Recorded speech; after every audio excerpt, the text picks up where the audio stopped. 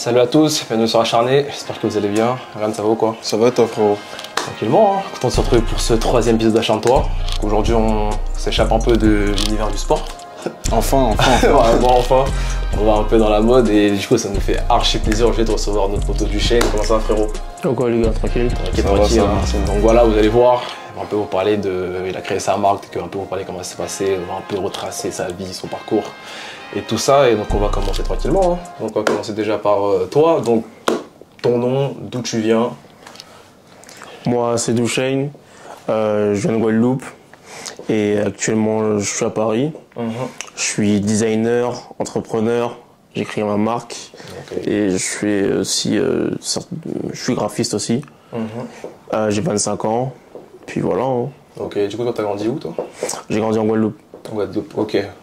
T'es né en Guadeloupe ou t'es... Non, en fait je suis né à Meaux. Ok. Et après mes darons ils ont déménagé en Guadeloupe et du coup j'ai grandi en Guadeloupe en fait.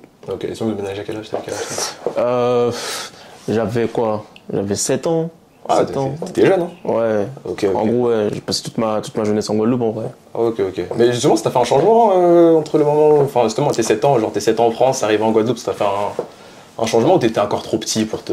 Ouais, il y a eu un changement. Hein. Ah ouais? Déjà, la langue. La langue, sûr, quand t'es à l'école, ils parlent tous créole, tout ça. Ouais. Du coup, il fallait s'acclimater, hein, parce que... Tu parlais pas encore trop? Non, je parlais pas du tout, même. Vraiment, parce que des fois, ça t'insulte, et je sais pas, t'es pas au courant, du coup. Ouais. Et du coup, elle t'est venue comment justement cette passion justement pour la création quoi? C'est ça. Mais déjà même étant jeune, voilà, c'était comment? Tes passions quoi déjà? C'est quoi tes passions ouais? Mes passions étant jeune, c'était vraiment tout ce qui était dessin, hein, en vrai. Ça a toujours été ça? Ouais. Il n'y a pas eu un phénomène particulier, c'est genre depuis tout petit entre guillemets c'était inné. T'as toujours eu cet attrait pour ça? Ouais, j'ai toujours kiffé le dessin parce qu'en fait, dans ma famille, tous les hommes ils savent dessiner en fait. Ok. Et du coup, moi, on m'a appris le dessin, mais j'avais déjà ça en moi, tu vois. Ah, t'as été baigné dans ça du coup. C'est ça, exactement, tu vois. Et du coup, tu t'es toujours dit que t'allais entre guillemets vivre de ça, ça allait être ton truc? Au début, tu t'es dit ouais, ça allait être une passion comme une autre et t'espérais faire d'autres choses? Non, en vrai, moi j'ai juste kiffé le dessin, tu vois. Après, moi dans ma vie, je savais pas ce que j'allais faire de ma vie, tu vois ce que je veux dire. Et puis, en vrai, quand t'as un don, on va dire un don, mais quand t'as quelque chose, Un talent quoi. voilà, t'as un talent, tu te dis peut-être que tu peux faire quelque chose avec, tu vois. Mais moi, je me suis jamais dit que j'allais faire des vêtements, tu vois ce que je veux dire. Ok. Mais tu t'es toujours dit que t'allais utiliser ton talent pour faire quelque chose? Même pas. Moi, je pensais vraiment pas moi, je pensais faire un métier normal, tu vois. Ok, ouais. Enfin, toujours avocat, truc, tu vois. Parce que tu connais les darons, ils aiment bien, tu vois, t'emmèner là où tu vois. Et du coup, pourquoi t'as pas suivi justement cette voie entre guillemets normale? Ben, quand tu grandis après, au fur et à mesure du temps, tu vois, tu te rends compte que ce que tu veux faire vraiment, genre. Parce que tu ne dois pas, par exemple, passer toute la moitié de ta vie à l'école, ou etc., genre. Et du coup, à partir d'un certain âge, 20 ans, genre, j'ai commencé à vraiment vouloir ce que je voulais. Ok. C'était vraiment plus l'entrepreneuriat, etc., tu vois. Ok, mais du coup, c'est à quel moment que t'es revenu en France? Alors, je suis revenu vers 17 ans. 17 ans. 17 donc ans. t'as passé 10 ans. Tu vois, c'est ça, en gros, tu vois. Ok, et du coup, comment s'est passé tes 10 ans? Mais les en Guadeloupe? Ouais. Tu connais, quand c'est la Guadeloupe, c'est particulier, hein. Tu vois. Ah, moi j'ai plein d'amis Guadeloupe. Surtout. Ouais, la Guadeloupe c'est particulier. C'est différents moods de France, tu vois. C'est caribéen, quoi. Genre, il y a un côté festif, un côté violent, du coup faut s'acclimater entre les deux, tu vois, je veux dire. C'est violent, hein. Genre même là-bas, justement, mes potes qui habitent là-bas, ils me disent que tu sais, même sortir avec une chaîne et des trucs comme ça, tu peux pas quoi. Faut cacher tous tes bijoux, faut genre montrer le moins possible quoi. Ouais, c'est ça en fait, parce que bon après faut pas généraliser, faut pas que dire que c'est comme ça, mais c'est vrai qu'il y a une réalité, c'est comme ça en vrai, tu vois. Ouais, c'est qu'il y a des violences. Hein. Ouais. Et donc du coup ton retour en France, comment il s'est passé? En vrai, moi, tu vois, quand t'es né en France, t'as toujours un petit attache, tu vois. Donc j'étais pas dépaysé quand je suis revenu, tu vois, mais c'est bien passé, hein, tranquille. Ok. T'étais revenu au lycée ou? Moi, j'étais revenu par un BTS. Ok, BTS quoi? Communication, mais je l'ai pas eu. Attention, t'es complètement. Ouais, tu vois. T'es complètement. Du coup, c'est justement à ton retour en France que tu t'es dit que t'allais te lancer dans l'entrepreneuriat, c'est ça? Voilà. Et il y a eu un déclic en particulier. Pourquoi justement? Tu nous as dit que ouais, Ok, tu voulais pas finir, ok, dans les bureaux et tout, mais est-ce qu'il y a eu vraiment quelque chose en particulier qui t'est arrivé pour que tu dises, bon, c'est bon, là, je vais entreprendre, je vais commencer? Bah, en fait, l'anecdote, c'est une anecdote vraiment. C'est un signe, en fait, tu vois. Genre, j'étais en stage pour mon BTS communication. Et je galérais, tu vois. J'étais dans le bureau, je galérais et tout. Et après, genre, je me suis dit, vas-y, tiens, moi, je fais des waves de base. Si j'achetais beaucoup de durag et je les revendais, parce qu'en même temps que je fais des waves, peut-être que les gens ils veulent faire des waves aussi, tu vois ce que je veux dire. Et c'est venu comme ça, en fait. Tout soudainement. D'accord, ok, du coup, ton premier business, hormis avant le dessin, c'était les durags, c'est ça? Ouais, c'était ça. Ok. C'était ça, le durag, ouais. Ok, donc du coup, comment t'as switché sur les vêtements du coup? Au fur et à mesure, en fait, quand je faisais des durags, j'aimais bien aussi créer mes propres patterns. Patterns, c'est genre tes dessins, tu vois. Ok, ouais. Et je me suis dit, bon, je sais faire ça, je sais faire des patterns, vas-y, peut-être que je vais faire des t-shirts. Ok. Après, vas-y, peut-être que je vais faire des suites. Après, au fur et à mesure du truc, c'est comme ça, c'est arrivé comme ça. Mais avant de switcher, justement, ça s'est passé comment? Parce que je pense pas que t'as directement switché. Non. T'as dû te concentrer sur les durags. T'es resté combien de temps dedans? Ça s'est bien passé directement? Ça a floppé? Ça s'est passé comment? Ouais, ouais, j'avoue. Quand j'ai commencé, en vrai, j'ai commencé à vendre des durags dans la rue sur Snapchat, tu vois.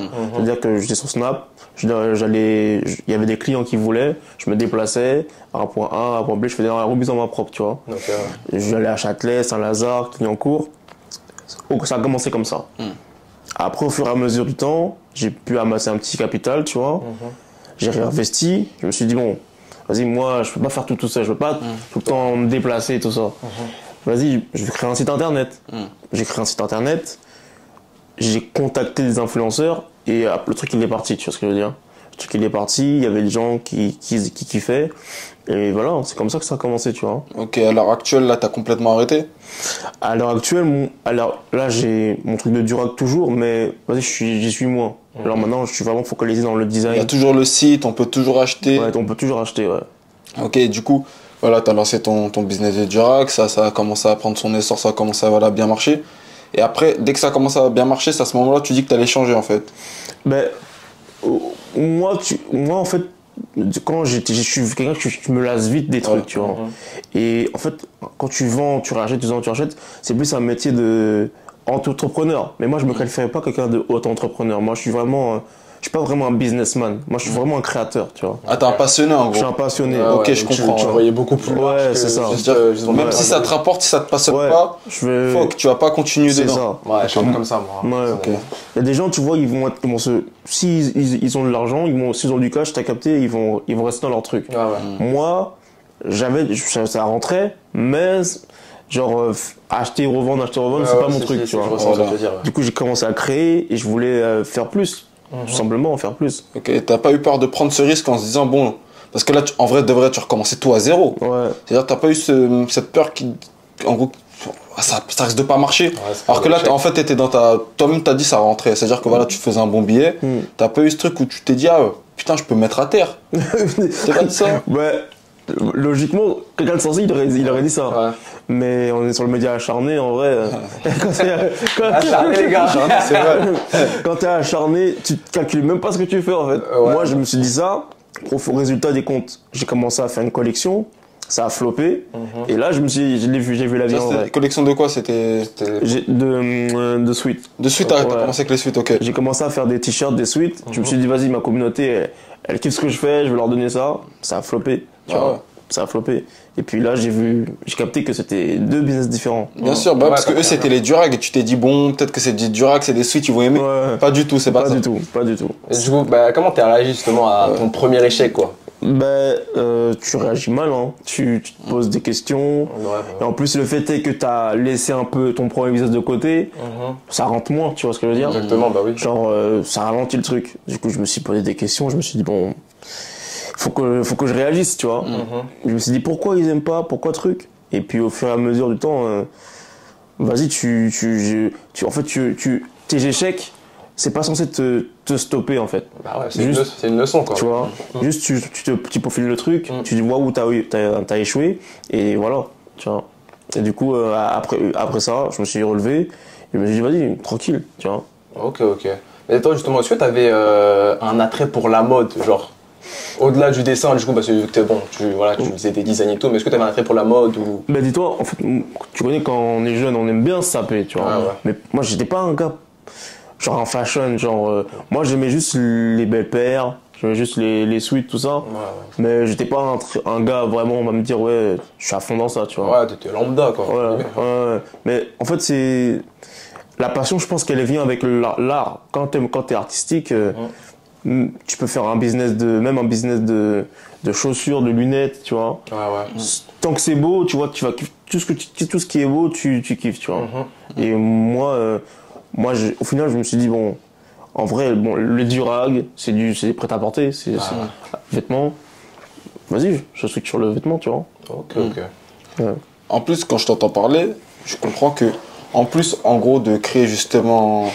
En fait, c'est pas vraiment les vêtements qui t'intéressent, on dirait c'est de montrer justement ton univers, montrer tes passions. Ouais. Je sais pas si je me trompe, mais j'ai l'impression qu'en fait, toi, au-delà justement de créer des choses, toi, vraiment, tu veux montrer c'est quoi ta patte, montrer ta passion, tu veux impacter en fait. C'est ça. En fait, moi, je suis très dans ma bulle, tu vois. Les gens qui me connaissent pas de l'extérieur, ils peuvent penser que je suis bizarre. Mais en vrai, moi, je suis très imaginatif. C'est-à-dire que moi, je vais penser à des séries, des films, des mangas, tu vois. Je suis vraiment dans ma bulle, tu vois. Du coup, là, c'est les vêtements, mais ça peut très bien un jour ou l'autre déboucher sur un manga ou déboucher sur un film, tu vois. Okay, toi, ton objectif, excuse-moi, pas de limite, quoi. Ton objectif, en gros, toi, concrètement, c'est de montrer ton univers, quoi. C'est pas vraiment de créer des choses, c'est d'impacter, en fait. C'est ça, c'est ça.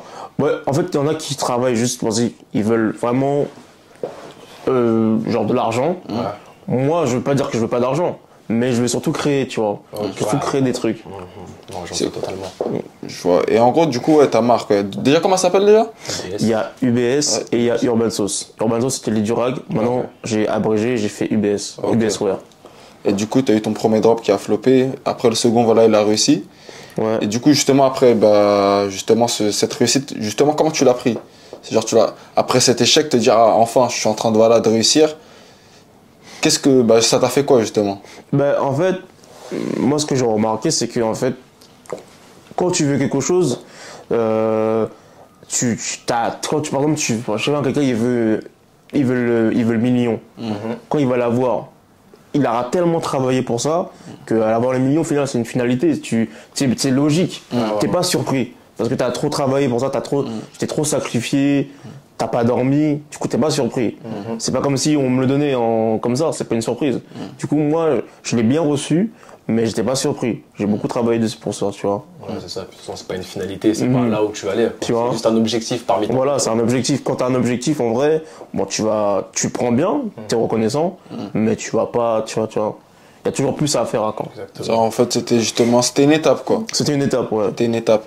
Mais en gros, comme on a dit, voilà, tu veux faire retranscrire justement ton univers. Mais en gros, ton univers, c'est quoi? Quel est ton univers? C'est quoi que tu veux faire retranscrire vraiment aux gens? Et pourquoi justement, en fait, tu veux le faire retranscrire? Pourquoi il y en a, ils préfèrent le garder pour les autres. Pourquoi toi, tu veux justement le montrer aux yeux du monde?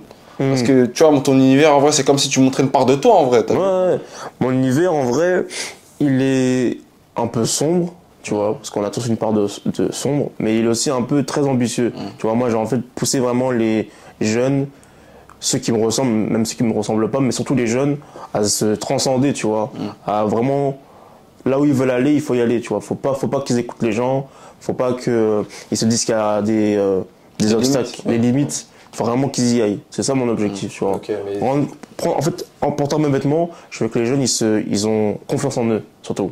Ok, donc tu prends vraiment ça pour une forme d'expression. Ouais, c'est ça. Parce que surtout que je pense que t'es pas quelqu'un de très bavard, tu vois. Non, c'est comme ça, justement. Non, justement, c'est ça. Et c'est comme ça que t'exprimes ce que tu veux, voilà, passer des messages. Ouais, non, voilà. totalement. T'as capté? C'est-à-dire que, ouais, nous, justement, ça se rejoint par rapport à nous, parce que nous aussi, acharnés, on lance, entre guillemets, pour ça, c'est une sorte de... C'est une safe place, nous, c'est une thérapie, justement. Comme toi, on essaie de faire passer certains messages. C'est ça. Et toi, justement, t'as trouvé justement ton truc. C'est-à-dire que là, ok, t'es dans la mode, comme t'as dit. Là, maintenant, ton prochain objectif, c'est quoi? Justement, parce que tu nous as parlé de cinéma. Là, justement, dans l'instant T, t'as un drop qui arrive, t'as quelque chose qui arrive. Ouais, j'ai un drop qui arrive, j'ai une prochaine collection qui arrive, et sur cette prochaine collection, j'ai vraiment envie de mélanger le luxe aux vêtements de tous les jours. C'est-à-dire que tu vois, un jeune, surtout les jeunes de cité, les jeunes comme nous, de la moyenne classe, on aime bien, on peut passer d'un rendez-vous dans le 16e par exemple, pour un entretien d'embauche, à se retrouver avec des potes, tu vois. C'est pas la même tenue. Et c'est ça que j'ai envie de faire, tu vois ce que je veux dire. J'ai vraiment envie que les jeunes, ils arrivent à switcher avec ma marque. Et pas que forcément qu'ils se disent ouais, faut que je porte du Gucci, faut que je porte ça, tu vois. Ok. C'est-à-dire que toi, tu veux, en fait, bah, tu prônes l'accessibilité, en fait. L'accessibilité. C'est ton objectif, c'est de pousser justement les jeunes à leur donner des cartes pour pouvoir réussir le maximum possible. Parce c'est pas parce que voilà, c'est un mec de cité que il peut pas aller là-bas, qu'il peut pas aller ici, justement grâce à ta marque, c'est ça. T'as capté? C'est créer en gros une polyvalence. Parce qu'en plus, le pire, c'est que les jeunes maintenant, quand ils veulent se sentir riches, alors que par exemple, on sait très bien que quand tu achètes du Gucci, t'es pas forcément riche, tu vois. C'est vrai. Ils vont forcément aller dans des marques de luxe. Moi, je veux que le jeune, tu vois, il est pas forcément riche, mais qu'il aille, par exemple, acheter du UBS et qu'il se sente en confiance. Pas qu'ils se disent, ah ouais, mais vas-y, t'as pas de Gucci, t'as pas de Louis Vuitton, t'es personne, tu vois. Moi, je veux qu'ils se disent que moi, je suis quelqu'un, même si j'ai pas de marque de luxe, tu vois. Mais c'est super intéressant parce que c'est un peu ce qu'on a dit dans une vidéo. Pour ceux qui n'avaient pas vu, c'est la vidéo est en mission.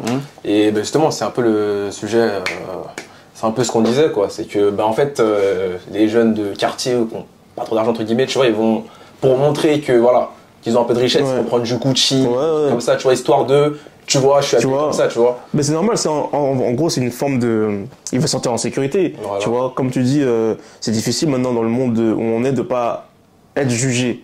Il y a Internet, il y a les réseaux sociaux. Tu as une photo, forcément tu vas être jugé par quelqu'un, tu vois, mais tu as envie de bien passer quand même. Tu as envie de. Tu vois. Alors, en fait, c'est de la reproduction sociale parce qu'on parle par exemple de casquettes, de si par exemple, moi là, bon, c'est que contre le podcast, voilà, j'ai une casquette Gucci sur la tête. Moi, en fait, pourquoi j'ai ça? C'est parce que voilà, quand j'étais petit, je voyais les plus grands que moi avoir certains. Une casquette, une sacoche, n'importe quoi de marque. Et justement, moi, dans ma tête, ça m'a mis comme objectif de me dire, ah bah, quand je pourrais, je vais m'acheter ça et ça sera une sorte d'étape justement de validation. C'est même pas pour montrer que voilà, c'est juste on a grandi avec ces normes où, voilà, quand on commence à réussir, faut qu'on s'achète ça, faut qu'on s'achète ci. Voilà, on a tous par exemple certaines personnes, je sais pas, on se dira, dès que j'aurai 10 000 €, bah, j'achèterais ça. Voilà, et nous, justement, dans les quartiers, par exemple, bah, ça se retranscrit justement bah, avec les pièces de luxe. Bah, voilà pourquoi, par exemple, moi, j'ai ma casquette. Ouais, mais en fait, tout le monde est passé par là, tu vois. Tout le monde veut se sentir accepté, tu vois, par la norme. Parce que quand t'es, on va pas se mentir, quand t'es renois, africain, t'es marginalisé. Mais quoi qu'on en dise, tu vois, t'es marginalisé. J'allais dire que bon, t'es pas censé être là. Mais moi, je veux montrer qu'on est là, et qu'en plus, on a du talent, et en plus, on peut plus se transcender, plus se développer. Ok, je vois, en gros, tu es impliqué justement vraiment dans la culture. Et justement, je le vois, on le voit sur tes réseaux, surtout sur Snap, où tu es vraiment actif. Tu es quelqu'un, justement, tu es impliqué dans les causes. Ça tient à cœur, justement, de faire avancer les choses. Et pourquoi, justement, il y a une raison aussi particulière à ça? C'est une raison, peut-être pas. Après, je suis quelqu'un de très spirituel, tu vois. Je pense qu'on est tous venus sur Terre pour un objectif. Et en vrai, c'est avancer la cause, tu vois. Moi, je suis pas quelqu'un d'insensible, je suis pas quelqu'un d'égoïste. C'est-à-dire que quand je vois, par exemple, mon peuple, ma communauté pas avancer, ça fait quelque chose, tu vois ce que je veux dire. Et alors qu'on a les capacités, et en plus, on peut... En vrai de vrai, c'est nous, tu vois. Genre, l'Afrique, c'est elle qui influence tout le monde. Que ce soit les Caries qui influencent, ou que ce soit les Renois ici qui influencent. Quand je dis les Renois, c'est l'Afrique en général, tu vois. Tiens. Bah ouais, je vois ça. En fait, c'est intéressant. Parce que aussi, le problème, c'est que, bah, comme tu dis, tu veux justement aider justement les gens de banlieue à avancer. Mais le problème, c'est que, malheureusement, des fois, c'est compliqué. Ils veulent pas vraiment avancer eux-mêmes, tu vois. Ouais. Mais après, quel modèle ils ont, tu vois ce que je veux dire? Il n'y a pas beaucoup de modèles qui vont leur dire, vas-y les gars, faites ça, truc, machin. Vous détestez pas entre vous, essayez de vous supporter entre vous, de vous unir. Genre, il n'y a pas personne qui va le dire ça. Si c'est pas nous, des gens comme nous qui pour le dire, à travers des médias comme ça, tu vois. Exactement. Justement c'est pour ça qu'on crée ça, justement, c'est pour aider les gens à avancer. Mais comme en gros ce que je voulais dire, c'est que des fois, il y a ce concept un peu de, je sais pas si tu vois un peu ce que c'est justement la méritocratie. Ouais, en mode les gens qui n'ont pas forcément les héritiers, un peu les trucs comme ça, non? Non, en gros, c'est que malheureusement, le monde essaie de nous faire croire que des fois, on a tous les mêmes chances justement pour arriver à un certain point. Ouais. Mais c'est complètement faux.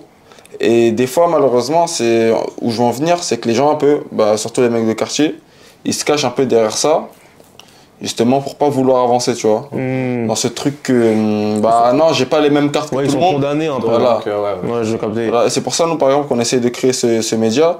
C'est que voilà, on promet rien, nous, on n'a pas de recette miracle, comme on a déjà dit. C'est pas parce que voilà que tu vas travailler que tu vas forcément réussir.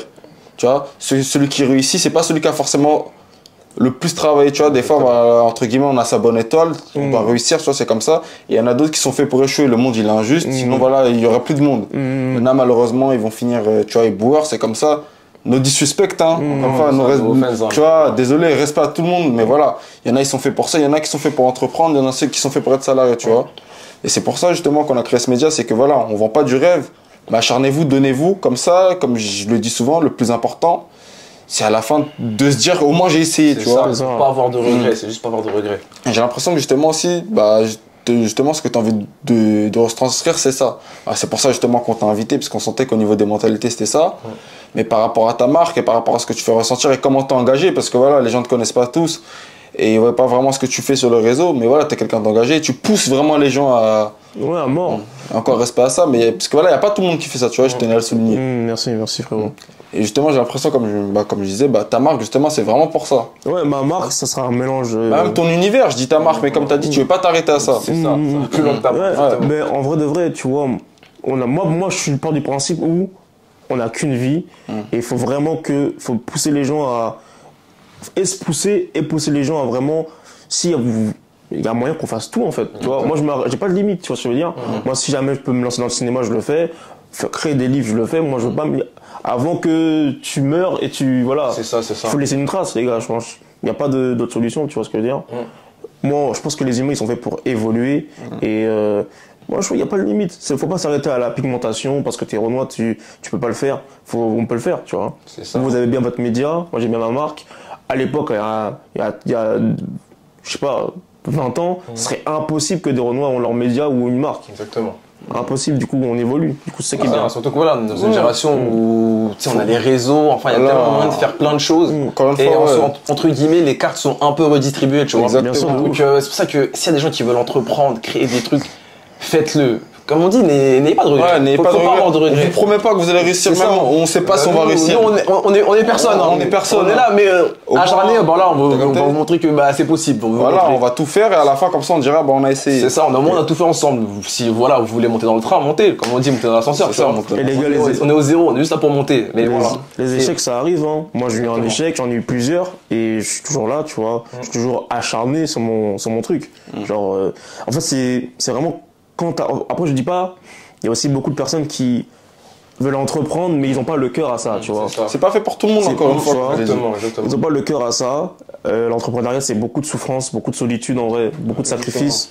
Et quand t'as pas comme on dit, le cœur, le feu. Faut pas. Tu peux très bien faire un autre truc. Tu peux très bien faire un autre truc. Mais il faut essayer, t'as vu. Tu vois. Parce que pour moi, par exemple, j'ai une amie à moi, elle se reconnaîtra sûrement si elle passe. Moi, elle m'a clairement dit, c'est pas fait pour elle. Elle m'a dit, non, moi, je me vois pas entreprendre, c'est pas grave. Moi, je me vois salarié, je veux travailler dans ci, dans ça. Au moins, elle force pas le truc. Parce que malheureusement, là, on est dans un truc où on a dit, faut essayer. Mais justement, on est dans une matrix où, avec les réseaux sociaux, les footballeurs, les sportifs, tout est déréglé. C'est-à-dire que tout le monde pense que maintenant c'est normal d'être millionnaire à 19 ans et que c'est facile. C'est archi pas normal. C'est pas pour tout le monde. Tu vois, il y a eu un truc où, voilà, encore une fois, c'est déréglé. C'est-à-dire que certaines meufs, tu vas pas les emmener, je sais pas moi, dans un resto 5 étoiles dès le premier date, à dire, non, ils m'aiment pas. Mais c'est pas comme ça la vie, tu vois. C'est ça. Même par rapport à la réussite, ce que tu dis, c'est que les entrepreneurs qu'on voit, c'est ceux qui ont réussi. Mais le nombre de personnes, et comme on dit sur la vidéo du fameux 2%, sur TikTok, c'est que le nombre de personnes qui ont réussi, c'est quoi, peut-être 5%, Voilà, vous c'est voyez. pour ça que je parle je parlais de la méritocratie C'est tout ça, à l'heure. c'est 5%. En fait, là, ce qu'on voit sur les réseaux, c'est ceux qui ont réussi. Mais les gars, ceux qui Exactement. ont subi des échecs, qui ont perdu tout leur argent, ça, on les voit pas. Ouais, qui ont fait faillite. Donc, c'est pas si facile. Donc, en vrai, quand vous mettez dans un truc, bon, il y a quand même cette notion de risque. On le sait, tu vois, on le sait. Mais voilà, faut pas se faire aveugler par les réseaux et que les gens réussissent et tout. Non, ça, c'est de la merde, entre guillemets. Je suis désolé, mais voilà. Voilà, exactement. Le but, c'est de ne pas avoir de regrets. C'est-à-dire que là, bon, tu nous as dit qu'il y a un drop, justement, qui arrive. Et après ça, qu'est-ce que, justement, tu comptes faire et qu'est-ce qu'on pourrait te souhaiter, justement, pour la suite? Ce que vous pouvez me souhaiter pour la suite, c'est que, à la limite, ma marque, elle réussir, elle va réussir. Ça va le Ça faire. va le faire. Et mais en vrai, moi je suis quelqu'un, il faut juste me laisser du temps, tu vois. Et dans quelques années, je pense que je vais faire en sorte que les gens puissent se reconnaître à travers ma marque. Et pas que ils veulent se projeter. Parce que quand tu regardes une marque, par exemple, tu regardes Louis Vuitton, tu te projettes, tu te vois en Lamborghini. Moi, je veux que tu te reconnaisses, pas que tu te projettes, tu vois ce que je veux dire. Exactement. Ouais. Ok. Donc, bon, je pense que. Voilà, On a on a fait un petit peu le tour. C'est-à-dire que, si on a bien compris, ton but, voilà, à terme, c'est vraiment d'impacter le monde. Ouais. Et gros, j'espère qu'on pourra te voir en tant que réalisateur, en C'est tant ça. qu'acteur, en tant que même sur un plein défilé de la Fashion Week. Et petite dernière question qu'on aime bien poser. Voilà, t'es chez Acharné. Et ce mot, qu'est-ce qui te retranscrit? Pour toi, ça veut dire quoi, acharné? C'est quoi être acharné? Acharné, pour moi, c'est vraiment quand tu deviens fou, en fait. Quand tu es dans un truc et tu deviens fou. On peut pas t'arrêter. C'est réel ce que tu dis. C'est, ouais, comme il avait dit Tony Parker, bah, c'est un basketteur, voilà, c'est une personne comme c'est connu. Elle dit que si tu racontes ton projet, on se moque pas de toi, on te prend pas pour un fou, c'est que tu rêves pas assez grand. Ouais. Non, c'est que en gros, c'est que vaut mieux que tu t'arrêtes. Un acharné, pour moi, c'est quelqu'un, vas-y, il voit tellement loin et personne ne peut l'arrêter, tu vois. Exactement.